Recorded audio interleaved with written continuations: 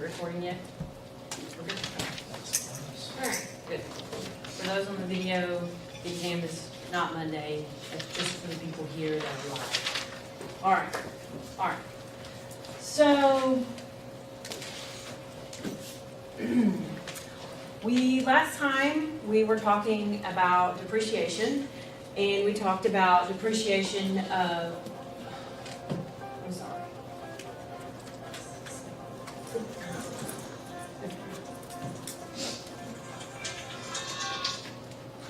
Hey, I'm in class now. I'll call you back, okay? Bye.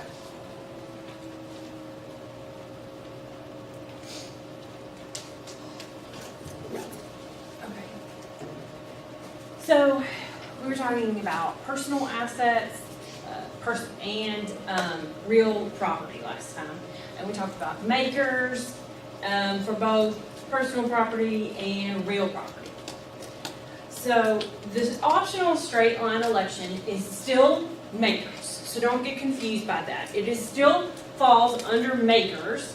It is just optional in that a taxpayer can choose straight line depreciation. And if the taxpayer chooses straight line depreciation, they don't have to worry about the whole double declining balance method or 150% method, etc. Now, if you will remember, real property is already depreciated straight line. So realistically, why would you ever make this election for real property? Well, you wouldn't, because real property is already depreciated straight line.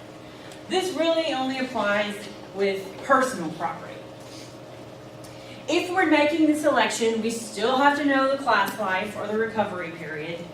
If you're using the mid-quarter convention, you still have to know what quarter it was placed into service.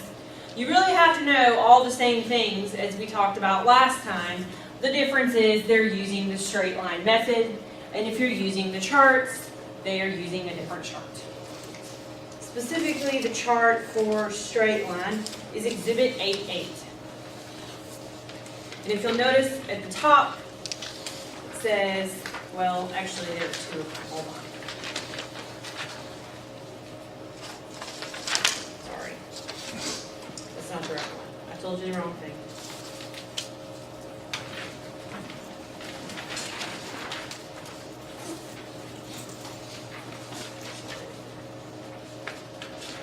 Sorry.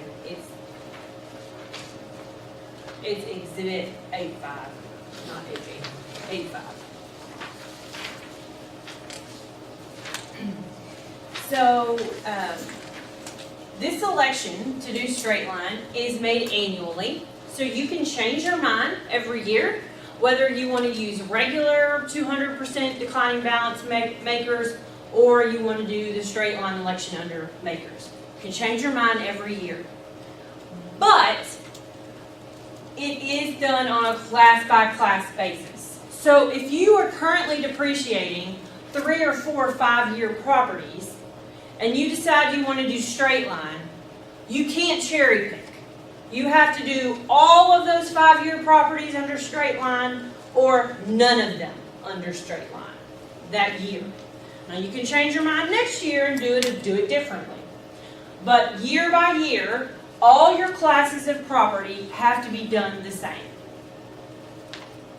Now that doesn't mean you could say, okay, I want my 5-year properties to be done straight line this year, but all my 7-year properties, I want regular 200% makers depreciation, declining balance, whatever.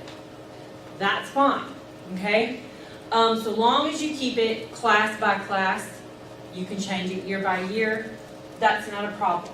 Like I said, whatever convention it's under still applies.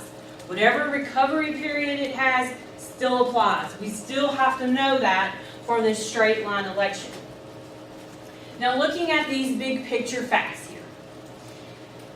These are Dr. Payne's assets. He has furniture and fixtures, which are 7-year properties, computers, which are 5, and dental, which is 7-year property. Again, so this is the facts we had last time. Now, if we look at Exhibit 8.5, which is the one I just said, 8.5, Office furniture and fixtures is a 7-year property. So if you look at the column on the left, that is the class of the property. This one is 7-year property. So we use 7-year, and then the second column says first recovery year. We're in the first recovery year, so we go 7-year property, and the percentage in the chart is 7.14. So we multiply times 0.0714. Computers and peripheral equipment, 5-year property. So we do the same thing, except we use the line that says 5 years, and we go over to find a 10% or 0.10 percentage, and so forth and so on. See how that works. Okay. The only exhibit that they give you is straight line depreciation with a half-year convention.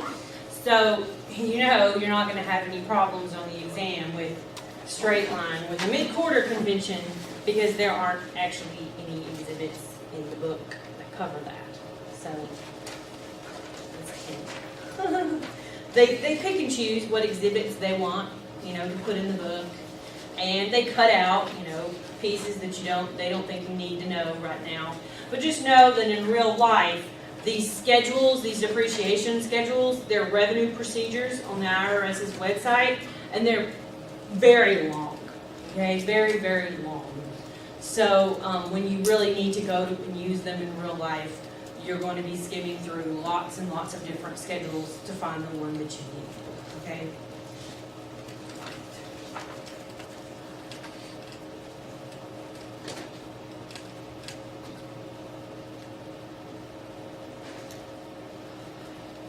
Okay, Jackson, we can scoot over now. I guess I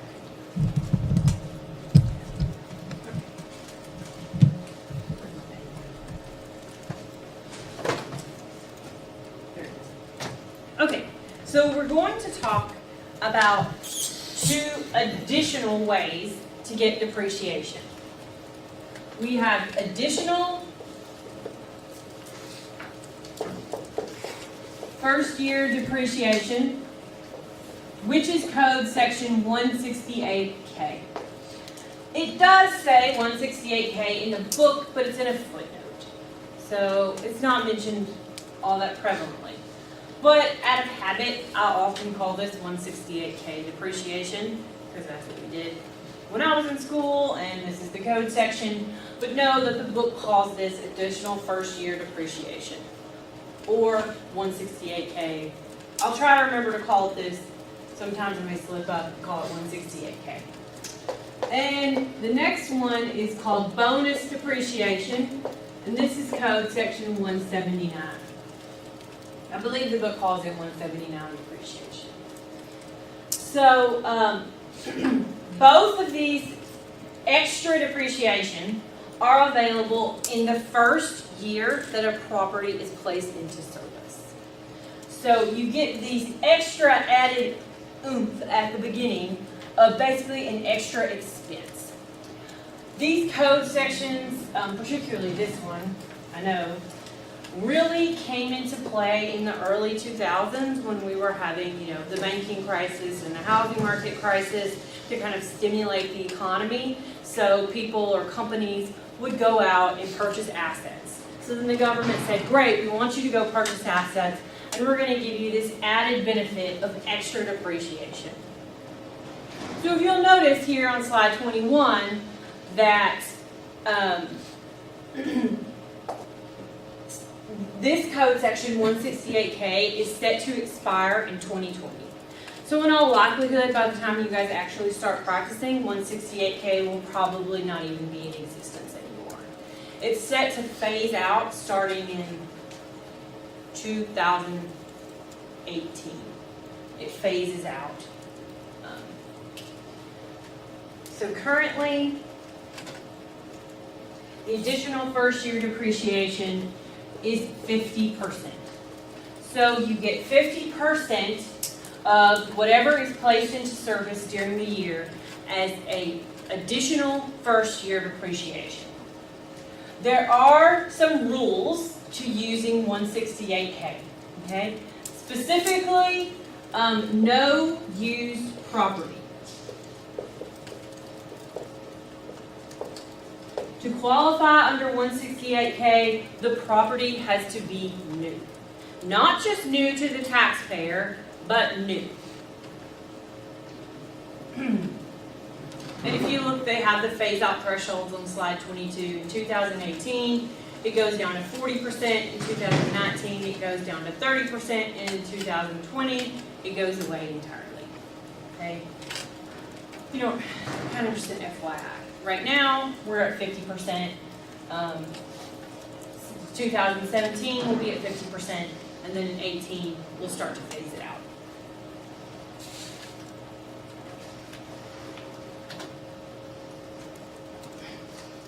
Okay, in addition to use 168K, no real estate. It has to be personal property. I think it says in that book that it has to have a recovery period of 20 years or less, which basically means everything other than real estate. Because if you will remember, real estate, if it's rental real estate, I believe it's 27.5-year recovery, and if it's any other building, it's 39-year recovery. So the code says it has to have a recovery period of 20 years or less, which means pretty much everything other than real estate can qualify under 168K, so long as it is tangible. Okay, so no intangibles.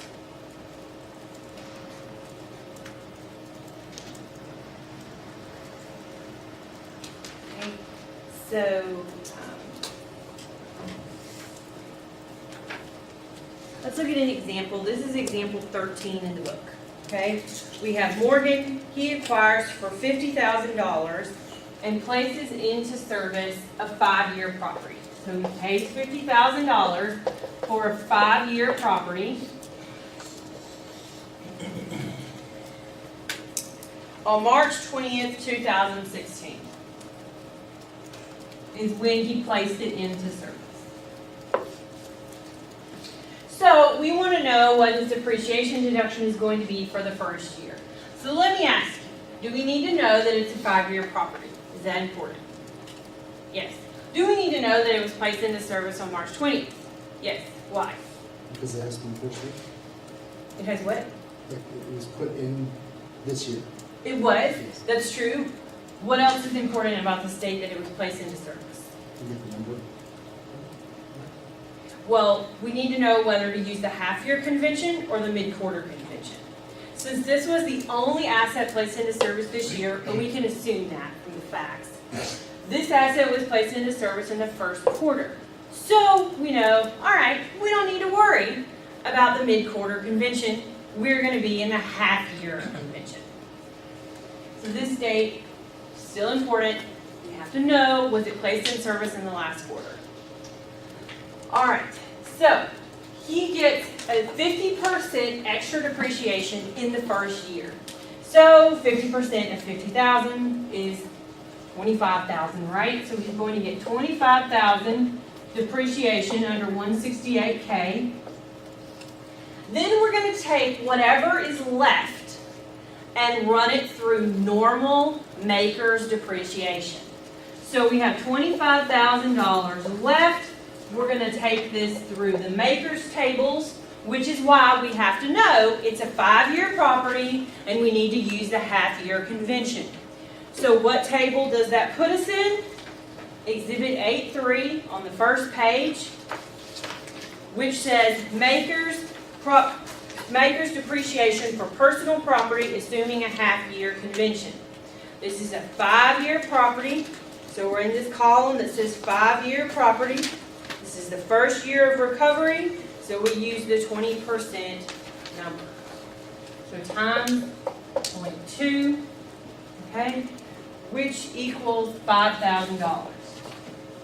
So how much depreciation are they getting in year one? $5,000 plus $25,000, which equals $30,000 depreciation in year one. So after year one, what is Morgan's basis in his property? right, $20,000. We started out at 50, and he's taking $30,000 of depreciation deductions.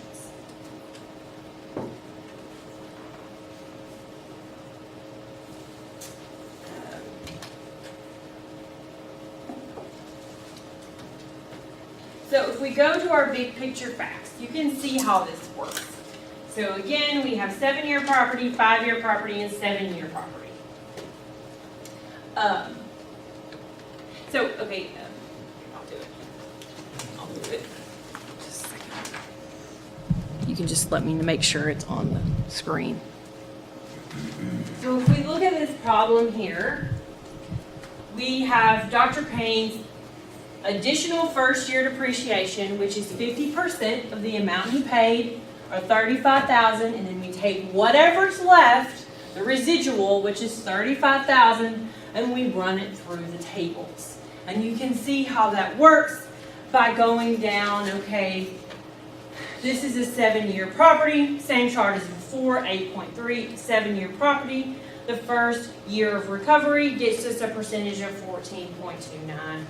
And we do the same thing moving through each property, right?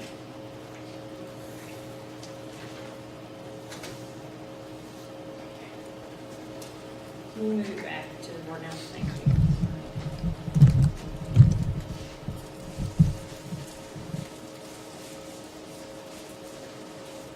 So, Code Section 179 is also extra depreciation that you get in year 1. Except Code 79 is not based on a percentage. It's just a number. You get extra depreciation of $500,000 in the first year it's placed into service. Currently, this number changes pretty much every year, okay? Currently, the number is $500,000. I think when I was in school, which has been a while, I think the number was like $200,000. So $500,000. And then there was another year that I was in school where there wasn't a limit.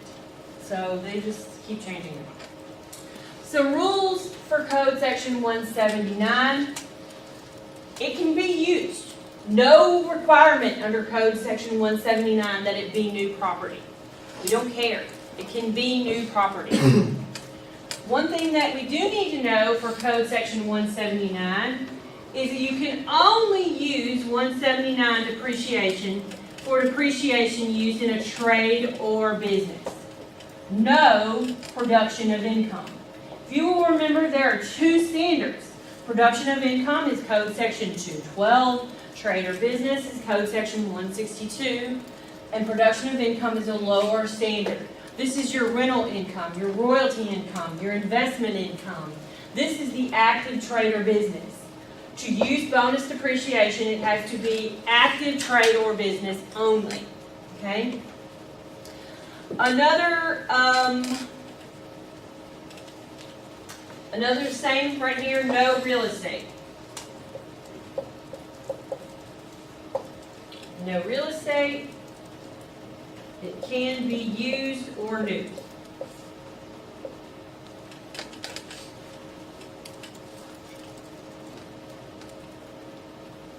No real estate, and it has to be tangible. Both of these have to be tangible. So there are 2 important limitations under Code Section 179. The first limit under Code Section 179, let me make sure I get the number right. So let's go to slide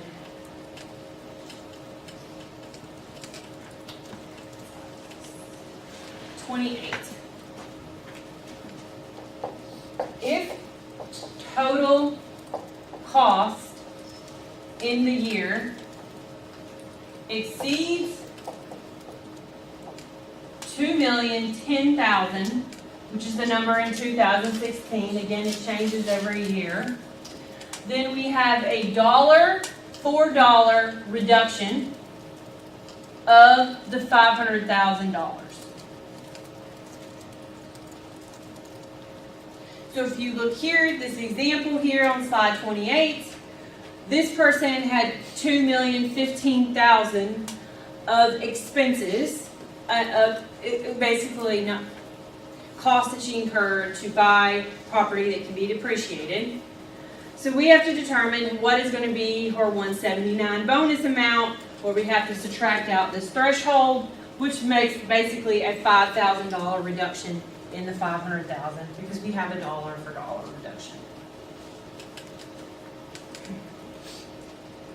And the second limit is that bonus 179 depreciation can't exceed business income.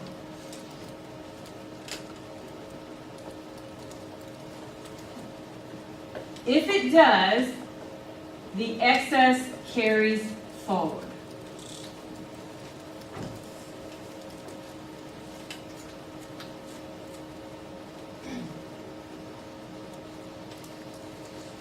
Now, let's say you are limited by this business income, okay?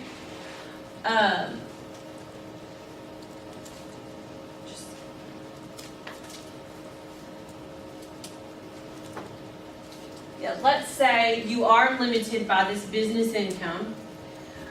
If you have any that's left over, it does carry forward. So you're not able to use all of your 179 depreciation. Because of this limit, it does carry forward, but you do have to reduce your basis immediately.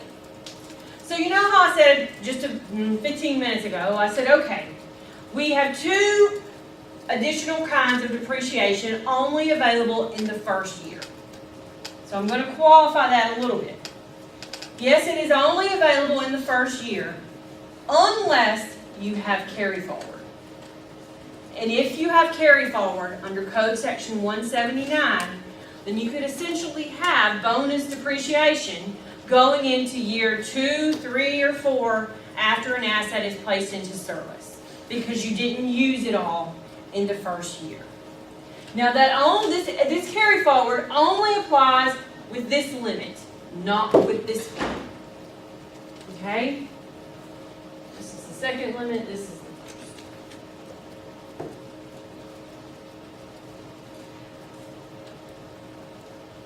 So if we look at an example, and there's actually an example in the book. Actually the exact same example that's up here on the PowerPoint. It's example 17 in the book. And in this example, the taxpayer has taxable income of $138,000 before the 179 deduction. So this taxpayer has taxable income of $138,000 related to the business before this deduction. The taxpayer spends $2.3 million on new equipment. So we want to know what is going to be her 179 depreciation deduction. So the first thing we have to do is use that the cap of $2,010,000. So we have $2,300,000 minus $2,010,000. Which equals $290,000. So we have to reduce 500 by 290, which gives us $310,000 of bonus left. 200. I'm sorry, 200. But she doesn't get to use all of that because of the second limit, which is the limit on taxable income. Since her taxable income is $138,000, that is all the depreciation she is going to get. It's $138,000. The amount that's left, which is $72,000, carries forward. But she does have an immediate reduction in her basis for the full amount. Even though she's not actually using it all in year one, she does have to adjust her basis for it in year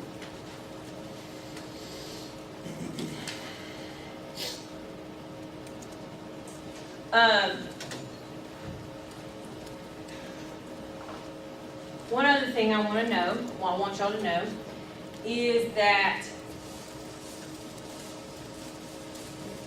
okay, we've said, all right, 168 applies, which is 50%, and 179 applies in the first year, which is 500,000. If you have new property, they'll both apply.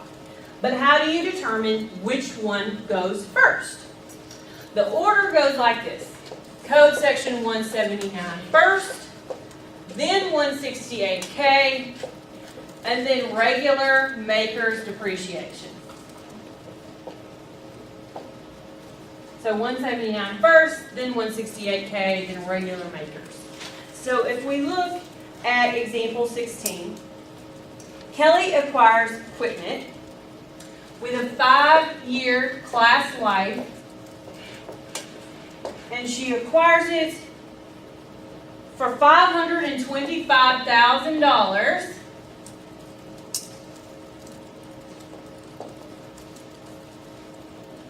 On February 1st, 2016.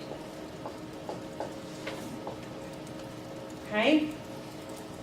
So, the first thing we want to do is go through code section 179.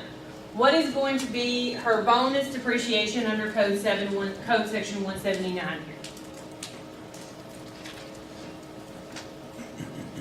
What do y'all think?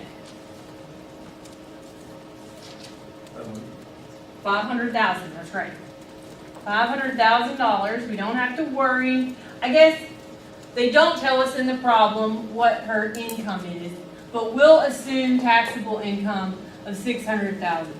They don't tell us that in the problem, but we're going to assume it. Since we're not told specifically there'll be some kind of issue. So she gets $500,000 depreciation under code section 179. What about code section 168K? How much do you think she's going to get under 168K?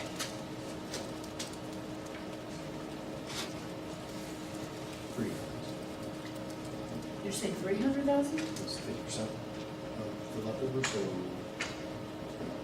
So you're 50% of the leftover is what we do. so But the leftover is 25, right? So 12.5, right?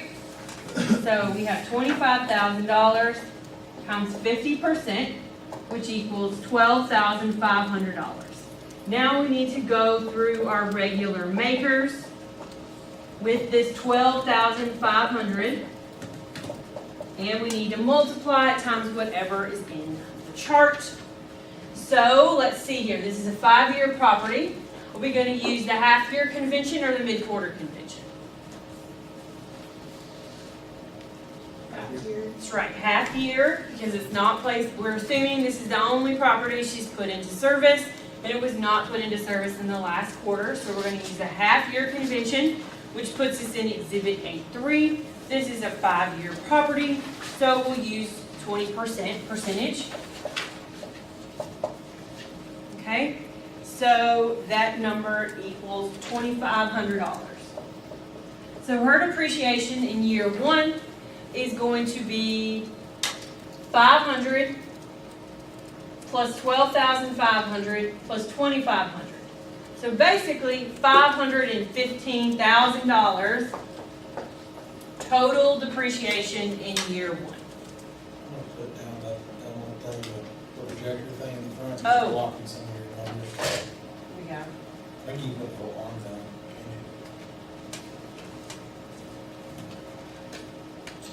we can. I know you can. I've seen people do it.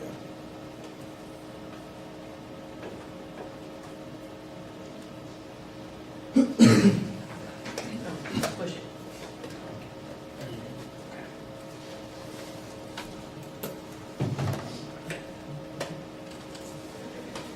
Okay. So, what is going to be this taxpayer's remaining basis in their property? $10,000.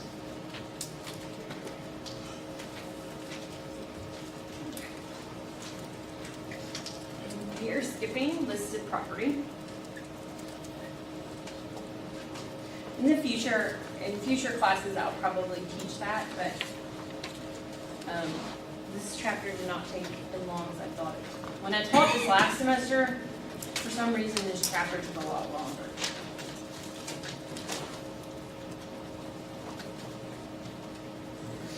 Okay, the next topic, which I don't want to spend much time on, is alternative depreciation system. So we've been talking about makers, right? Makers used with personal property and real property. ADS is not makers. This is an entirely different system for calculating depreciation. If you look at your handouts for your exhibits, Exhibit 8.7 is used for ADS.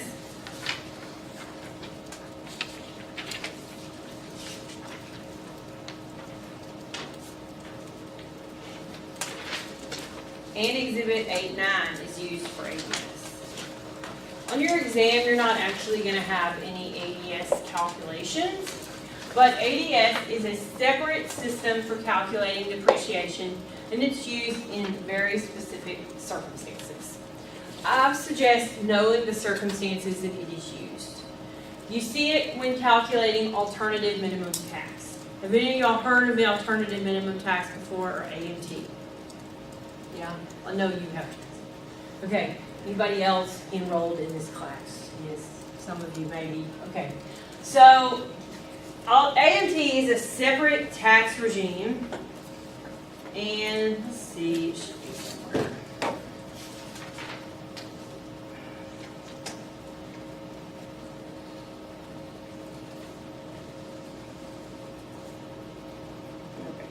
If you're looking at your tax return, your 1040, AMT is reported on line 45 and is done through Form 6251. Alternative minimum tax is on line 45. So technically, all taxpayers are subject to AMT. Individuals, corporations, partnerships, everybody is subject to AMT. And what we're trying to get to with AMT. Really, AMT is mostly relevant with corporations, is where I've seen it a lot. Because what happen is you have these big corporations, and they take advantage of all these great tax provisions. They hire the best tax advisors to make sure that they pay as little tax as possible. And the AMT system was put in place to kind of be a stopgap and to say, okay, we know that through the regular tax system, you're falling into all these cracks, you're getting all these deductions. They're probably also paying their tax accountants and tax attorneys lots of money to make sure that happens. But the point is the government's not getting it. So this alternative regime was created called the AMT regime that is meant to catch people. And it is kind of a separate calculation of income. We start out with our regular taxable income, and then we add and subtract certain things that the code deems not as desirable, okay? And one of the things that the code catches is depreciation. It says, all right, we are going to make you recalculate depreciation under the ADS system. Yes, you've decalculated it under makers, but you're going to have to calculate it again under ADS. And you only have to pay alternative minimum tax if there is a tax liability that is greater than your regular tax liability. And realistically, from what I've seen, there aren't a lot of individuals that are subject to AMT. You mostly see AMT with big C corps that are really taking advantage of the tax code and have these highly educated advisors that can help them maneuver and find all the holes, right? So, another place you see ADS is if you have an asset that is being used outside of the United States. I've seen this a lot with drilling platforms that are used not in the U.S. If you have a platform, you have to depreciate it under ADS. You cannot use regular makers because it's used outside the U.S. if you have property that's owned by the taxpayer but leased to some sort of tax exempt entity, you have to use ADS. And the last circumstance is earnings and profits. Earnings and profits are calculated for corporations, specifically C corporations. We are not doing that in this class, but if any of you eventually take advanced tax with me, we will calculate E&P. We will not be probably, even when we calculate E&P in that class, we really don't calculate depreciation, because I don't ever care to revisit depreciation. These are the circumstances here on slide 42 that the ADS system is required. And what I want you to know for the exam is just the circumstances that you have to use ADS. You don't actually have to calculate it, which honestly, it's pretty much the same as the other ways that we have done it. The only thing is it's a little bit confusing on knowing which system to use. They tell you in the book, but ADS is very, it's kind of like using straight line once you calculate it, but there are some wrinkles to it. For example, you can use the 50% declining balance method, etc. Now, what was I going to say?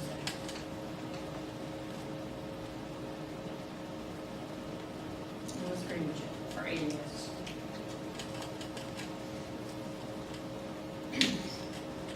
Okay, if you're using if you're calculating ADS for AMT, you use the 150% declining balance method. It's really funky how it works. But I don't want to go into too many details on it, really, because the book doesn't go into hardly any details. But just know that this ADS system exists, and it is required under certain circumstances. And taxpayers can elect into the ADS system if they want. I forgot to mention that. Taxpayers can elect to use ADS instead of makers, but nobody ever does.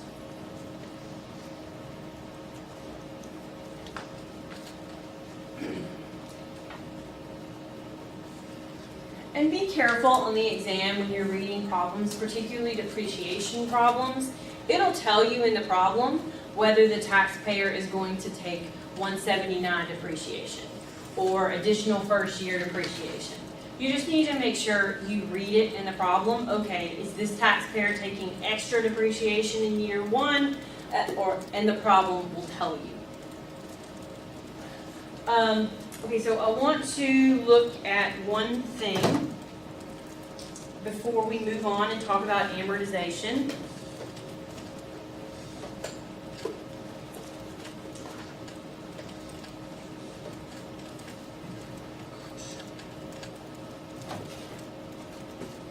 Hey Jackson, can you put it back on the overhead?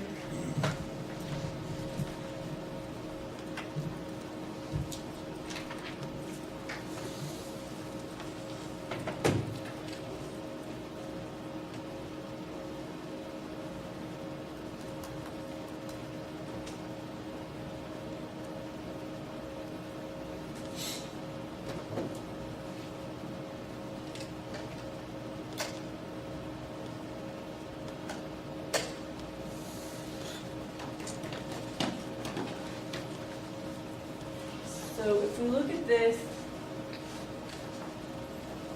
example 30 in the book, it's kind of blurry, but if you look at example 30, this is on page 819, we have Thomas Andrews, and he was employed as an accountant until May 2015, and then he decided to open his own practice. These are his business expenses in the first year. His revenue was $192,000, so he had a pretty good first year. He had insurance of $5,000, office supplies of $4,000, rent of $16,000, lease payments of $3,000, licenses of $2,000, and he bought some furniture and fixtures for $142,000. He elects to use the 179 bonus depreciation for this $142,000. So the first question is he going to have a business income limit here that keeps him from using all of the $142,000? No, that's right. Because his expenses, they're about 25,000, something like that, a little bit more than that, 30,000. So that puts him at income from his business of 162,000, and the depreciation he wants to take is 142. So he's not going to be worried about the taxable income limit. So if we go to the next page, this is what I want to show y'all. This is Form 4562, which is the form that is used for depreciation and amortization. I told y'all before, I'm not big on forms, but I do want to show y'all this form. This form is used for everybody. Corporations, partnerships, individuals, everybody uses this form. This is for the form for depreciation and amortization. And if you look here in Part 1, it says election to expense under Code Section 179. And then we have special depreciation allowance and other depreciation. And then we have makers. So as you can see, it goes in the same order as what I have up here on the board. So if we're up here, Code Section 179, as you can see, we have our 142,000, 142,000. Here's our furniture and fixtures, and here's our 179 expense deduction. We don't have anything here or here because we've used it all up here with 179. Okay, and you can see down here, assets placed in service using the alternative depreciation system. All right, we don't have anything to use under here. So if we see summary, we have our total, which is line 22, and this total, if you notice right here, it doesn't say where to take it on the main part of the return. Like in the example we talked about last week, it would always tell you in the total at the bottom where to take it to on the main body of the return. The reason why it doesn't tell you that is because, like I said, this form is used for individuals, partnerships, and corporations. So really, they can't tell you that because they don't know what form you're using. Well, in this class, we're using Schedule C. If you have a business, that is reported as a sole proprietor, which is what we're doing in this class, you will use Schedule C. With Code Section 179, I have erased it. It is only used in a trade or business. So that means to take advantage of a Code Section 179 deduction, you have to have a Schedule C. Okay, you have to. Now, if you're using 168K, maybe not. You could theoretically take some depreciation under 168K and it not be reported on Schedule C because it's related to income producing property, not property from a trade or business. It would be a little tricky, in my opinion, to fall under that, but it's possible. So let's look at Schedule C. It's good to go ahead and take, we haven't talked about Schedule C at all yet, but I'll give you a hint, in Chapter 9, we are pretty much going to be talking about Schedule C the whole chapter, which is the very next chapter. So it's good, go ahead and take a look at it now. And as you can see, our depreciation in 179 expense shows up right here on line 13, which comes up as an expense in his business. His total expenses are $172,000, which means he had profit from his business of $20,000. Now it says right here at the bottom, enter this on line 12 of 1040.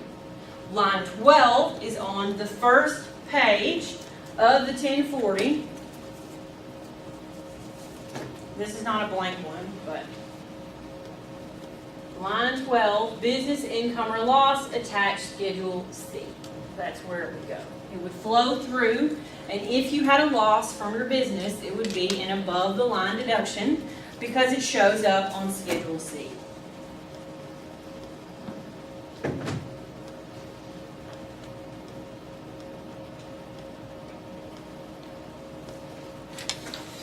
Okay. Now, for the last topic I want to talk about in this chapter, it's on amortization. So amortization is under Code Section 197. Hey Jackson, can you move back over here? Sorry.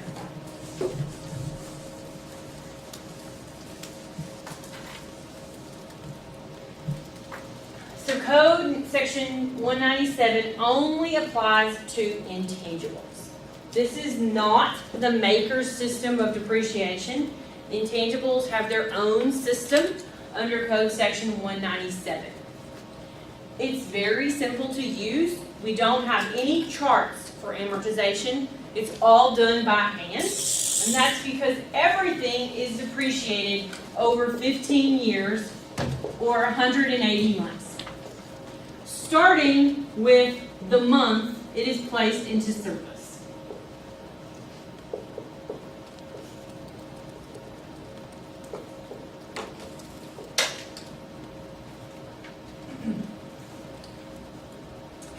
So we don't have to worry about recovery period with amortization. Why? Because everything has the same recovery period. We do have to worry about what month it's placed into service for calculation of the first month, okay? But then after that, we don't. There's always straight line with amortization. The important thing, one thing you need to remember about amortization is what can be amortized.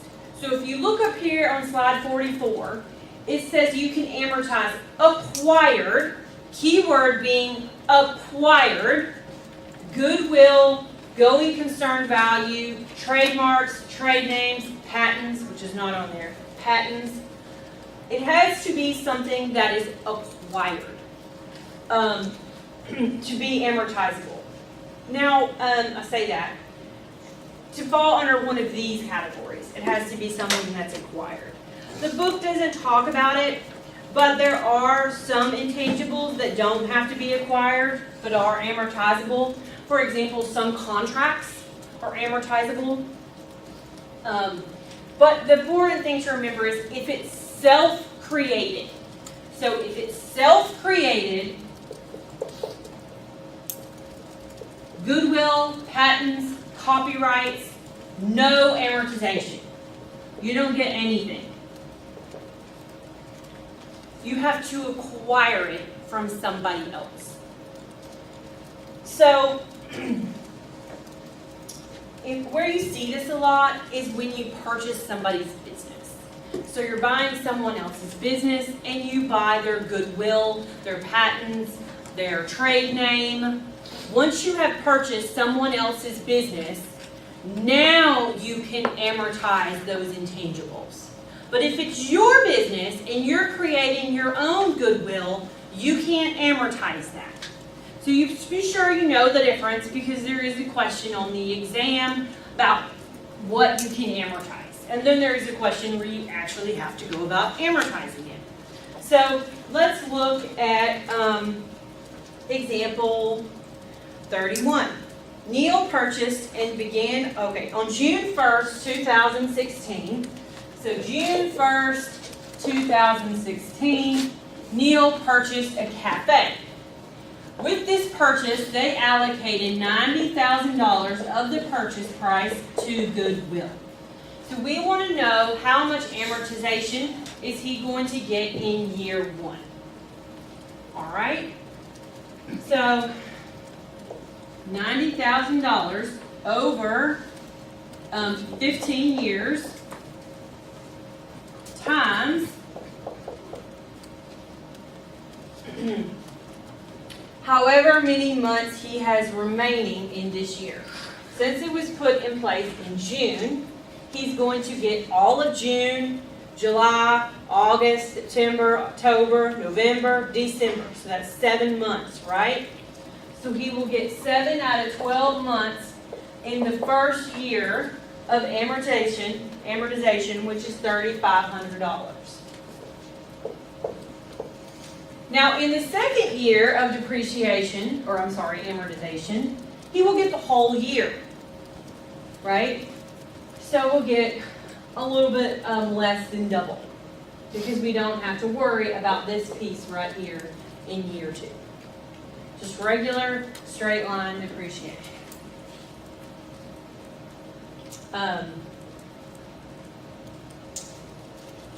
One thing I want to talk about that's really not something you're tested on at all, but it's something that's interesting to me because it's something that I see a lot in practice. I do a lot of helping companies buy and sell businesses, entire businesses, or just assets. And one of the things that is always contentious is how much purchase price is going to be allocated to goodwill. So when you buy a business, you usually say, all right, I'm going to pay you $2 million for this business. And then you just are really buying, what are you buying? Assets, goodwill, contracts, whatever. A bunch of things, depending upon what business you're buying. Then you have to go about determining how much of that purchase price is going to go towards all the assets. Now, if you are the purchaser of the business, and let's say you're buying this cafe, and they have, they have some ovens out there, they have some tables, they have goodwill, they have some sort of trade name out there, whatever they have. And if you're the purchaser, where do you want the purchase price allocation to be? Where do you think?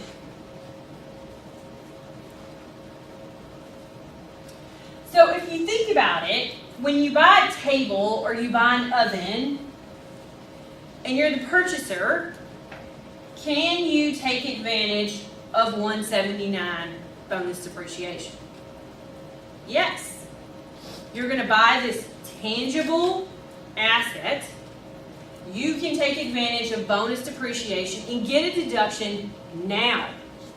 But if your purchase price is allocated to goodwill, you have to wait and take that deduction over 15 years.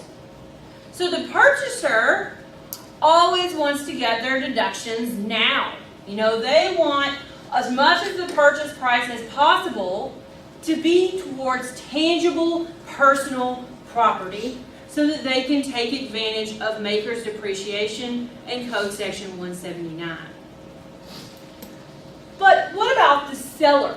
What do you think their preference would be? Well, they're going to be the opposite, actually. The seller, there is a code section that I've talked about briefly called Code Section 1245. In this code section, we have recapture of depreciation at ordinary income rates. So if you have these tables and ovens, and they've been depreciated down to the bare null, to 0, and the seller, if they're getting a lot of purchase price allocated to these items, then that means they're having to pay tax at ordinary income rates. But the purchase price allocated to goodwill is most of the time capital gain. So they get a lower rate. So you have a difference, you have a conflict between the seller and the purchaser. The purchaser wants it one way, and the seller wants the other. And you have arguments between the accountants, the valuation people, the attorneys, on where is this allocation going to fall. So again, it's not something you're tested on, but it's something I see a lot in practice. It's a real world example. And anyway, so as a reminder, Monday you have your exam. Please bring your depreciation schedules, and it would help you to bring a blank 1040. I just sent out a test review to your email, so you should have that. That's it.